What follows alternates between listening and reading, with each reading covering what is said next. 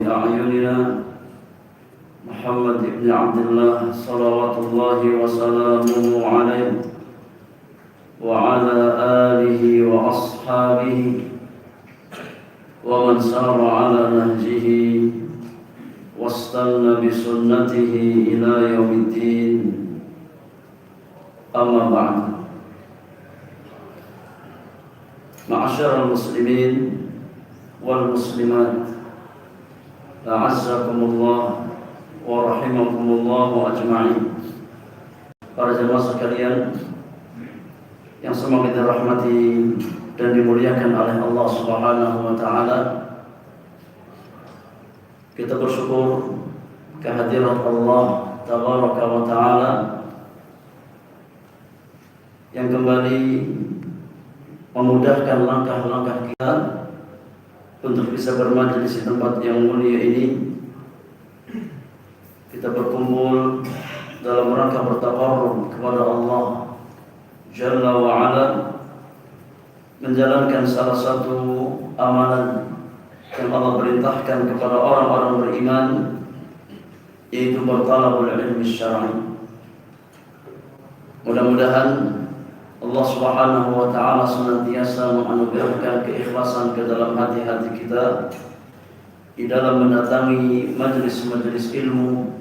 Kita hadir semata-mata lillahi taala, sehingga Allah anugerahkan kepada kita ilmu yang bermanfaat untuk kehidupan dunia dan akhirat kita. Salawat dan salam semoga senantiasa tercurahkan kepada qudwah hasanah orang-orang beriman, Nabi kita Muhammad sallallahu alaihi wasallam, kepada keluarga beliau, sahabat-sahabat beliau, dan kepada setiap umat Rasulullah sallallahu alaihi wasallam yang senantiasa berupaya untuk istiqamah meniti jalan yang digariskan dan diwariskan oleh Nabi yang mulia alaihi salatu wasallam. Saudaraku yang Allah muliakan, kita berada di hari-hari yang sangat mulia, satu di antara musim-musim kebaikan, hari-hari yang dipersaksikan oleh Rasulullah sallallahu alaihi wasallam sebagai hari-hari terbaik di dalam kehidupan dunia. Dalam hadis Abdullah bin Umar bin Al-Khattab radhiyallahu taala anhuma, dikeluarkan oleh Imam Ahmad di dalam musnadnya, Rasulullah sallallahu alaihi wasallam bersabda, "Ma min ayyamin a'zamu 'inda Allah wal 'amalu shalihu fihinna ahabbu ila Allah min hadhihi al-ayyamil 'ashr." Kata Nabi yang mulia, tidak ada hari yang lebih mulia di sisi Allah Subhanahu wa taala dan amal-amal kebaikan seorang hamba lebih dicintai oleh Allah dibandingkan 10 hari yang pertama ini, yakni 10 hari pertama dari bulan Dzulhijjah. Ini adalah hari-hari terbaik di mana amal kebaikan seorang hamba sangat dicintai oleh Allah Subhanahu wa taala dan nilainya dilipat gandakan oleh Allah Subhanahu wa taala. Dan di antara amalan yang dianjurkan oleh Nabi sallallahu alaihi wasallam di 10 hari pertama ini adalah memperbanyak zikir kepada Allah Subhanahu wa taala, memperbanyak takbir, tahmid dan tahlil kepada Allah Subhanahu wa taala. Kata Nabi sallallahu alaihi wasallam, "Fa'akthiru fihinna min at-tahlil wa at-takbir wa at-tahmid." Maka perbanyak di 10 hari tersebut dari bertahlil kepada Allah Subhanahu wa taala, bertakbir kepada Allah Subhanahu wa taala, dan juga bertahmid, memuji Allah Subhanahu wa taala. Maka jemaah yang Allah muliakan, di antara sunnah yang disunahkan kita bertakbir, ya, dan bertakbir pada momentum Idul Adha ada 2 macam kata para ulama. Ada takbir mutlak dan ada takbir muqayyad. Adapun takbir mutlak, seseorang memperbanyak takbir di sepanjang 10 hari pertama Dzulhijjah, kapanpun dimanapun kita berada. Ya, maka basahi lisan-lisan kita dengan bertakbir. Allahu Akbar, Allahu Akbar, Allahu Akbar. La ilaha illallah, Allahu Akbar, Allahu Akbar, walillahil hamd. Disunahkan ya dari awal masuk bulan Dzulhijjah. Di sepanjang 10 hari pertama perbanyak ya kalimat-kalimat tersebut, karena hari-hari ini adalah hari bertakbir, membesarkan Allah Subhanahu wa taala dan memuji Allah atas semua nikmat yang Allah berikan kepada kita. Adapun macam takbir yang kedua adalah takbir muqayyad yang berkaitan dengan salat 5 waktu. Maka disunahkan ya untuk takbir muqayyad selama 4 hari. Dimulai dari hari yang ke-9 di bulan Dzulhijjah setelah salat subuh sampai di akhir hari tasyrik di tanggal 13 Dzulhijjah setelah salat asar. Disunahkan bagi kaum muslimin selesai mengerjakan salat fardu yang 5 waktu untuk bertakbir sebelum dia berzikir. Allahu Akbar, Allahu Akbar, Allahu Akbar, la ilaha illallah, Allahu Akbar, Allahu Akbar, walillahil hamd. Mudah-mudahan kita semua termasuk ke dalam orang-orang yang Allah berikan taufik untuk bisa memaksimalkan hari-hari terbaik dengan amal-amal kebajikan, dengan amal saleh yang dengannya Allah Subhanahu wa taala mudahkan jalan kita ke surga Allah Subhanahu wa taala. Saudaraku yang Allah muliakan, kita melanjutkan kembali kajian rutin kita di dalam membahas kitab Al-Arba'in An-Nawawiyah, buah karya Al-Imam Abu Zakaria Yahya bin Sharaf An-Nawawi Asy-Syafi'i Ad-Dimashqi rahmatullahi ta'ala alaihi rahmatan wasi'atan. Pada kesempatan siang hari ini, di hari yang kedua dari bulan Dzulhijjah di tahun 1447 Hijriah, kita masuk pembahasan hadis yang ke-29. Al-haditsu at-tasi'u wal 'ishrun. Berkata penulis rahimahullahu taala, an Mu'adz bin Jabal radhiyallahu anhu qala, dari sahabat yang mulia Mu'adz bin Jabal radhiyallahu taala anhu wa ardhah, beliau berkata, qultu ya Rasulullah akhbirni bi'amalin yudkhiluni al-jannah wa yuba'iduni minan nar. Aku pernah berkata kepada Rasulullah, kata Mu'adz, wahai Rasulullah, kabarkan kepadaku suatu amalan yang bisa memasukkan aku ke dalam surga dan menjauhkan aku dari neraka Allah Subhanahu wa taala. Ya Rasulullah, ajarkan aku amalan yang dengan amalan tersebut Allah masukkan aku ke dalam surganya, dan dengan amalan tersebut Allah jauhkan aku dari siksa nerakanya. Maka Nabi sallallahu alaihi wasallam bersabda, laqad sa'alta 'an 'azim. Wahai Mu'adz, engkau telah bertanya tentang sesuatu yang sangat besar. Ya, pertanyaanmu ini, permintaanmu ini adalah permintaan yang sangat agung, yang menunjukkan ya himmah, semangat para sahabat di dalam mencari kebaikan. Kata Nabi yang mulia, wa innahu la yasir ala man yassarahu Allah ta'ala alaihi. Meskipun besar tapi mudah. Ya, bukan perkara yang sulit untuk masuk ke dalam surga Allah Subhanahu wa taala, selamat dari neraka Allah Subhanahu wa taala, ya, adalah perkara yang mudah bagi seorang hamba yang dimudahkan oleh Allah Subhanahu wa taala, yang diberikan taufik oleh Allah Subhanahu wa taala. Kemudian Nabi ajarkan beberapa amalan yang dengannya seorang hamba akan dimasukkan ke dalam surga dan diselamatkan dari api neraka Allah Subhanahu wa taala. Kata Nabi yang mulia, ta'budullah wa la tusyriku bihi syai'an. Poin yang pertama, wahai Mu'adz, ketika engkau ingin masuk ke dalam surga, selamat dari api neraka, poin yang pertama yang harus engkau upayakan adalah beribadah kepada Allah semata. tegakkan tauhid, ya ibadah hanya kepada Allah, dan jangan berbuat kesyirikan. Jangan mempersekutukan Allah dengan sesuatu apapun. Sembahlah hanya Allah semata, dan jangan menyembah selain Allah. Jangan beribadah kepada selain Allah. Jangan memalingkan peribadatan untuk selain Allah. Ini syarat yang pertama. Kemudian kata Nabi yang mulia, wa tuqimus shalah, engkau menegakkan salat, yakni salat wajib yang 5 waktu. Wa tu'tiyaz zakat, engkau menunaikan zakat.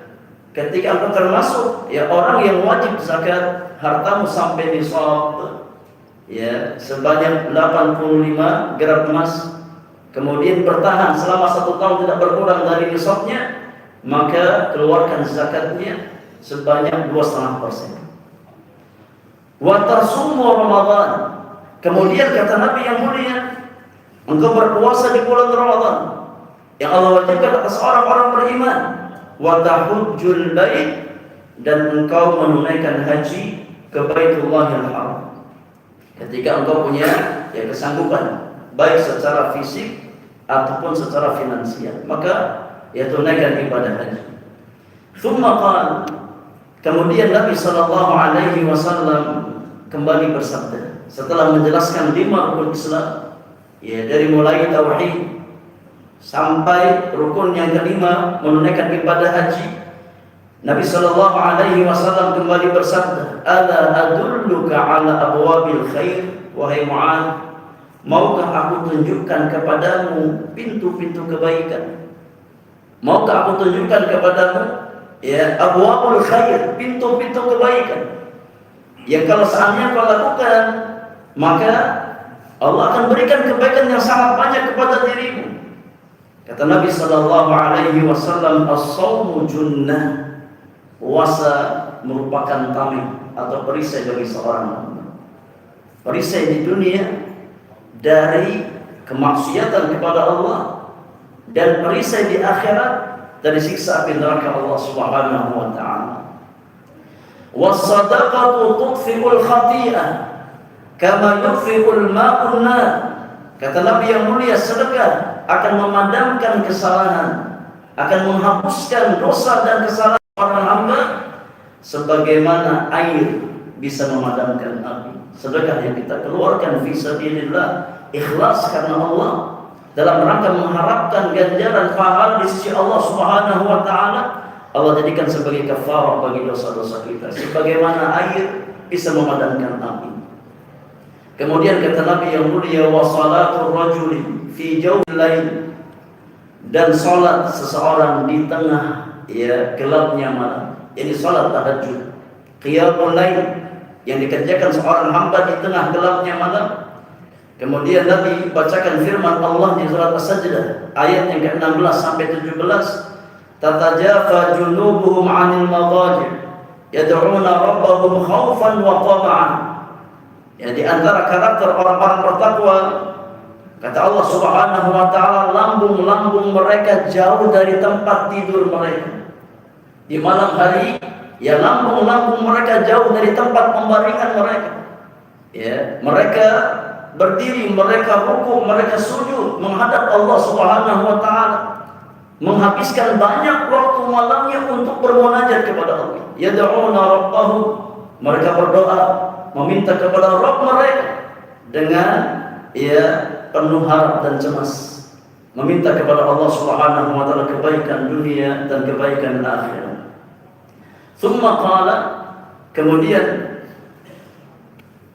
Rasulullah sallallahu alaihi wasallam kembali bersabda, "Ala ukhbiruka bi ra'sil amri wa amudihi wa dirwati sanamihi." Wahai Mu'adz, maukah aku kabarkan kepadamu tentang asas atau fondasi keselamatan seorang hamba, tiangnya dan puncaknya? Kata Mu'adz, "Qultu bala ya Rasulullah." Tentu ya Rasulullah, kabarkan kepadaku tentang fondasi keselamatan, kemudian tiangnya dan puncaknya. Ya, asas kebaikan, tiangnya kebaikan, dan puncaknya kebaikan. Maka Nabi sallallahu alaihi wasallam bersabda, kata Nabi yang mulia, Rasul amri al-Islam. Adapun asas kebaikan, asas keselamatan seorang hamba adalah berislam. Ya. Wa amuduhu shalah, dan tiangnya Islam adalah salat. Wa dhirwatu sanamihil jihad, sedangkan puncak kebaikan seorang hamba di dalam Islam adalah berjihad di jalan Allah Subhanahu wa taala. Maka pondasi keselamatan, pondasi kebaikan adalah berislam. Dan tiangnya Islam adalah salat yang 5 waktu. Sedangkan puncak kebaikan di dalam Islam adalah seseorang berjihad di jalan Allah Subhanahu wa taala. Kemudian Nabi yang mulia kembali berkata kepada Mu'adz, "Ala ukhbiruka bimilaki dzalika kulli." Wahai Mu'adz, maukah aku kabarkan kepadamu kunci dari semua kebaikan tersebut?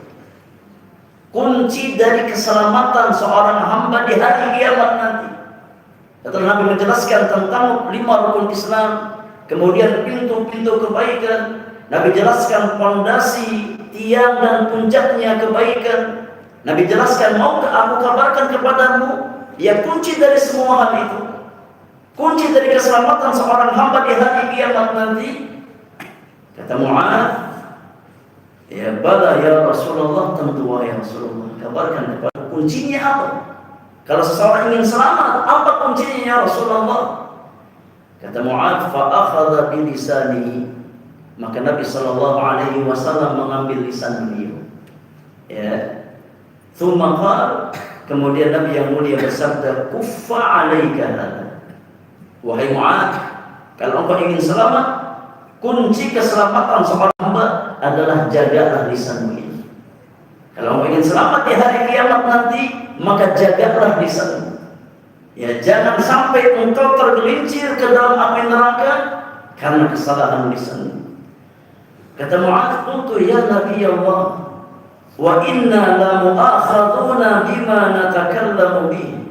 Aku berkata kepada Rasulullah, wahai Rasulullah, apakah kita akan dihukum oleh Allah gara-gara lisan kita? Apakah kita akan disiksa oleh Allah karena lisan-lisan kita yang dengannya kita bicara, wahai Rasulullah? Kata Nabi sallallahu alaihi wasallam, thaqilatka ummuka ya Mu'adz, wahai Mu'adz, wa hal yakubun nas fin nari ala wujuhihim aw qala ala manakhirihim illa hasaidu alsinatihim. Wahai Mu'adz, ya, bukankah perkara yang paling banyak membuat manusia ditelungkupkan ya wajahnya, diseret ke dalam api neraka Allah Subhanahu wa taala, melainkan karena buah dari lisan-lisan mereka, karena keburukan lisan-lisan mereka. Maka jemaah yang Allah muliakan, hadis yang mulia ini ya di antara pondasi yang mengajarkan berbagai macam kebaikan kepada orang-orang beriman. Kita ambil beberapa faedah dari hadis yang ke-29. Di antara faedah yang bisa kita ambil, yang pertama, hadis ini menjelaskan kepada kita semangat para sahabat Rasulullah sallallahu alaihi wasallam di dalam menggapai kebahagiaan akhir. Bagaimana himmah mereka, ya bagaimana semangat mereka, bagaimana yakni gaya hidup mereka yang mereka cari, yang mereka inginkan dari kehidupan dunia mereka adalah keselamatan di hari kiamat nanti. Ya, karena mereka orang-orang yang paling paham tentang hakikat kebahagiaan, bahwasanya hakikat ya kebahagiaan seorang hamba adalah ketika dia tersibukkan dengan mengejar kehidupan akhir. Ya, dan hakikat kehidupan sesungguhnya bagi orang-orang beriman adalah kehidupan akhir. Adapun kehidupan dunia sifatnya sementara, tapi yang langgeng, yang kekal selama-lamanya adalah kehidupan setelah kita meninggal dunia. Maka Nabi sallallahu alaihi wasallam ajarkan ya kaidah ini kepada umatnya. Hendaknya orang-orang beriman ya menjadikan tujuan kehidupan dunianya untuk mencari kehidupan akhirat. Ya, bukan semata-mata untuk mencari kenikmatan duniawi. Ya, karena kenikmatan duniawi sifatnya sementara. Adapun kehidupan akhirat sifatnya kekal abadi selama-lamanya. Rasulullah sallallahu alaihi wasallam bersabda dalam hadis Bukhari dan Muslim, Allahumma la 'aisha illa 'aishul akhirah. Ya Allah, tidak ada kehidupan kecuali kehidupan akhirat. Ya, dan Allah Subhanahu wa taala tegaskan dalam Al-Qur'anul Karim di surat Al-Ankabut ayat yang ke-64. Allah Subhanahu wa taala berfirman, "Wa ma hadhil hayatud dunya illa lahu wa la'ib. Wa inna ad-daral akhirata lahiyal hayawan law kanu ya'lamun." Kata Allah Subhanahu wa taala, dan kehidupan dunia ini hanyalah senda gurau dan permainan. Sesungguhnya negeri akhirat itulah kehidupan yang sesungguhnya kalau sekiranya mereka mengetahui. Maka hakikat kehidupan yang sesungguhnya bagi orang-orang beriman adalah kehidupan akhirat. Oleh karenanya, jadikan dunia sebagai wasilah. Jangan jadikan dunia sebagai tujuan dalam kehidupan kita. Ya, orang-orang beriman tidak pernah menjadikan dunia sebagai tujuan kehidupannya. Tapi ya, prinsip hidup orang-orang beriman adalah menjadikan dunia sebagai tempat bercocok tanam, sebagai ladang untuk dia panen hasilnya ketika dia kembali kepada Allah Subhanahu wa taala. Maka jadikan dunia sebagai wasilah, jangan jadikan dunia sebagai ghayah. Ya, Allah berikan kita nikmat harta, gunakan untuk beribadah kepada Allah Subhanahu wa taala. Allah berikan kita nikmat kesehatan, nikmat umur, jadikan sarana untuk beribadah kepada Allah Subhanahu wa taala. Ya, jangan sampai nikmat usia kita, nikmat umur kita habiskan untuk mencari dunia dan kita lalai dengan tujuan kehidupan kita yang dengannya Allah menciptakan kita, yaitu ibadah kepada Allah Subhanahu wa taala. Allah Subhanahu wa taala berfirman, "Wa ma khalaqtul jinna wal insa illa liya'budun." Dan tidaklah aku menciptakan jin dan manusia kecuali agar mereka hanya beribadah kepada. Maka ini tujuan hidup orang-orang beriman. Ya, oleh karenanya seluruh nikmat yang Allah berikan kepada kita, maka jadikan sebagai sarana, jadikan sebagai wasilah untuk beribadah kepada Allah Subhanahu wa taala. Maka ya, jangan sampai kesibukan kita mencari dunia melalaikan kita dari tujuan hidup yang sesungguhnya, yaitu beribadah kepada Allah Subhanahu wa taala. Sungguh sangat merugi ya ketika seseorang dia habiskan waktunya, nikmat umurnya semata-mata untuk mengejar dunia, yang pada akhirnya dia akan tinggalkan dunia tersebut. Gak ada yang dia bawa dari dunia yang letih dia kumpulkan, ya, kecuali apa yang sudah dia amalkan semasa hidupnya. Ya. Faedah yang kedua, jemaah yang Allah muliakan, di antara faedah yang bisa kita ambil dari hadis yang ke-29, hadis Mu'adz bin Jabal. Hadis di atas mengajarkan kepada kita bahwasannya amal-amal kebaikan, amal-amal saleh adalah di antara sebab yang mengantarkan seseorang ke dalam surga Allah Subhanahu wa taala. Ya, salat kita, puasa kita, sedekah kita, haji kita, umrah kita, kurban kita, di antara sarana, di antara sebab yang akan mengantarkan kita ke surga Allah Subhanahu wa taala. Ya.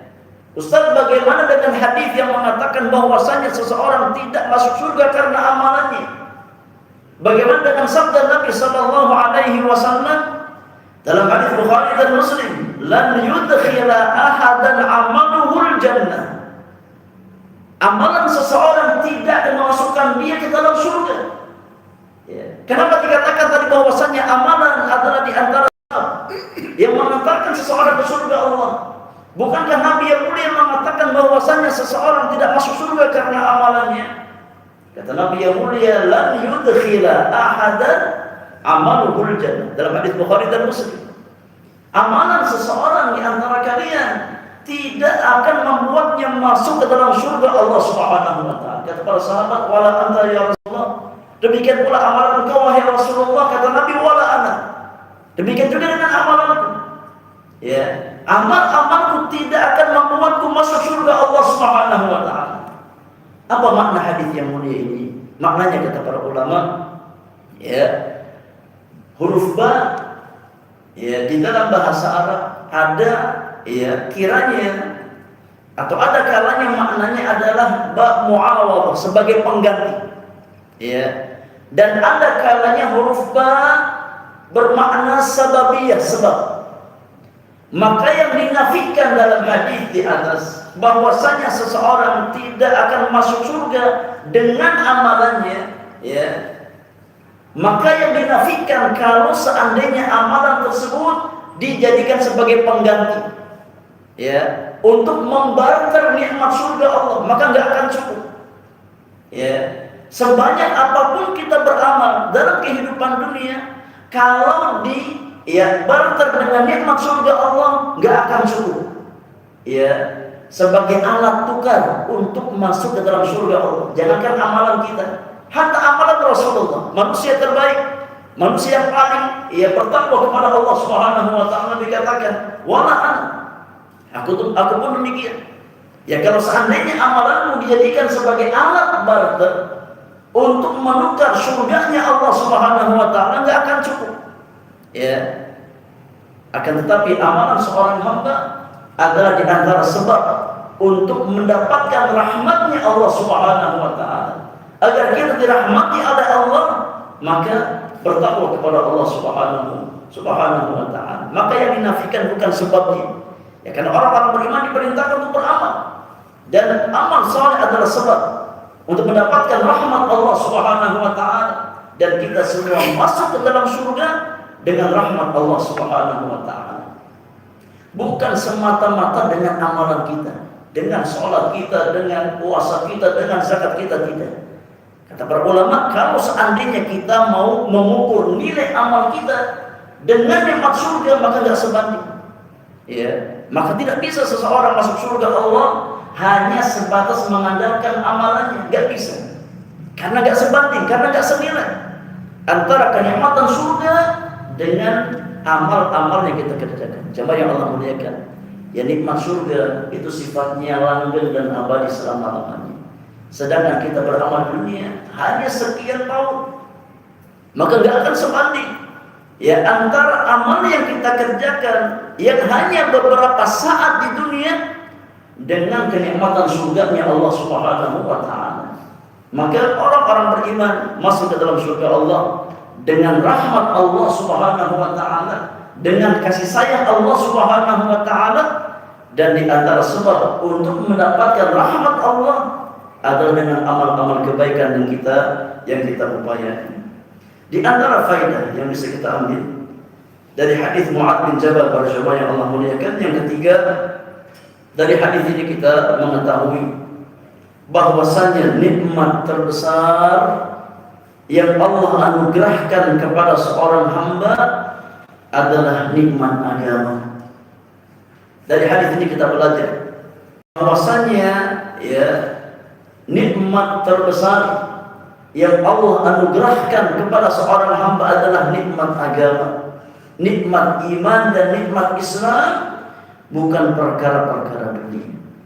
Ya, karena inti kebaikan seorang hamba ada pada kebaikan agamanya. Makanya Nabi Shallallahu Alaihi Wasallam kabarkan di hadis yang lain, ya, dalam hadis Imam Ahmad di dalam musnadnya, Rasulullah Shallallahu Alaihi Wasallam bersabda dari hadis Abdullah bin Mas'ud, kata Nabi yang mulia, Innallaha yu'ti dunya man yuhibbu wa man la yuhibbu.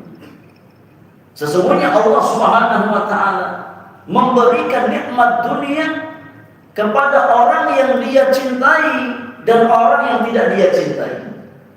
Ya, nikmat dunia Allah berikan kepada semua hambanya, hatta orang-orang yang tidak beriman kepada Allah, Allah berikan nikmat dunia. Hatta ahli maksiat, Allah berikan nikmat dunia. Ya, nikmat dunia Allah berikan kepada semua hambanya, yang bertakwa, yang tidak bertakwa, yang beriman ataupun yang tidak beriman, yang taat ataupun maksiat, Allah berikan nikmat dunia. Kata Nabi sallallahu alaihi wasallam, "Wala yu'ti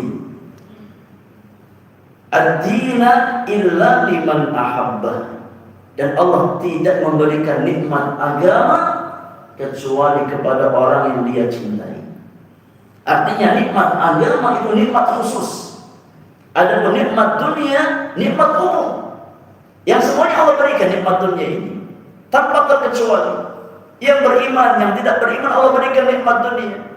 Oleh karenanya, ya, lapang dan sempitnya dunia bukanlah tanda kemuliaan seorang hamba di hadapan Allah Subhanahu wa taala. Karena nikmat dunia ini, ya, Allah berikan kepada semuanya. Baik yang beriman ataupun yang tidak beriman, baik yang Allah cintai ataupun yang tidak Allah cintai.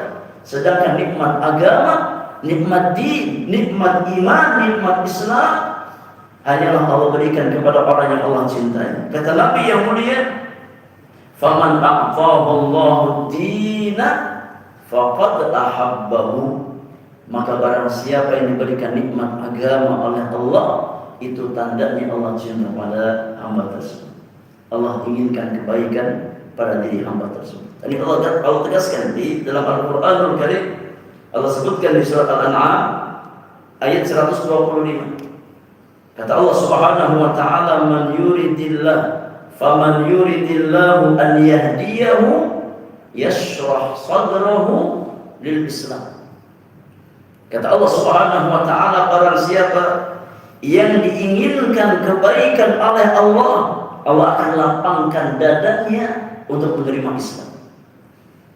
Ya, maka nikmat hidayah, nikmat agama, nikmat iman dan nikmat Islam adalah nikmat khusus yang hanya Allah berikan kepada hamba-hamba pilihan Allah Subhanahu wa taala. Maka jemaah yang Allah muliakan, jangan kita mengecilkan nikmat iman, jangan kita mengecilkan nikmat Islam, karena iman dan Islam adalah asas keselamatan dan asas kebahagiaan dunia dan akhirat. Ya, sesempit apapun dunia seorang hamba, selama dia masih punya nikmat iman dan nikmat Islam, insya Allah lapang hidup. Ya, selama dia pandai bersyukur kepada Allah Subhanahu wa taala. Ya, sedangkan selapang apapun nikmat dunia, ketika hatinya kosong daripada nikmat hidayah, gak mungkin mendapatkan.